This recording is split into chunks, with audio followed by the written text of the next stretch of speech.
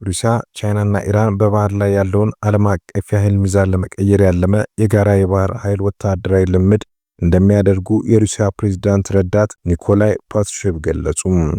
የባህር ደህንነት ቀበቶ ተብሎ የሚጠራው የወታደራዊ ልምምድ በዚህ ወር በኦማን ባህረ ሰላጤና በሰሜናዊ ህንድ ውቅያኖስ ላይ እንደሚካሄድም ታውቋል።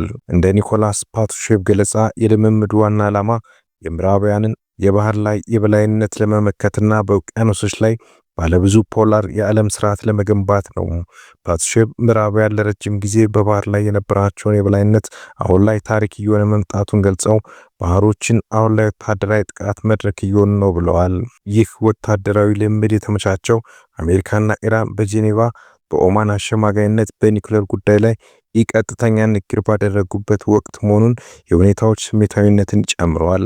የአሜሪካው ፕሬዝዳንት ዶናልድ ትራምፕ አስተዳደር ኢራን አዲስ የኒውክሌር ስምምነትን እንድትቀበል ጫና እያደረጉ ቢሆንም ኢራን ግን የዩራኒየም ማበልጸግ ስራዋን እንደማታቆም በድጋሚ ገልጻለች።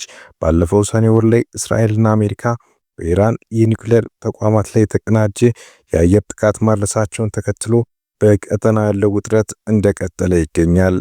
ለዚህ ምላሽ በሚመስል መልኩ የኢራን አብዮታዊ ዘበኛ ጦር IRGC ለዓለም የነዳጅ ንግድ ቁልፍ በሆነው የሆርሙዝ ስልጥ ላይ ወታደራዊ ልምምድ እያደረገ ሲሆን ጥቃት ቢሰነዘርበት የባህር መስመሩ ሊዘጋ እንደሚችልም አስጠንቅቋል።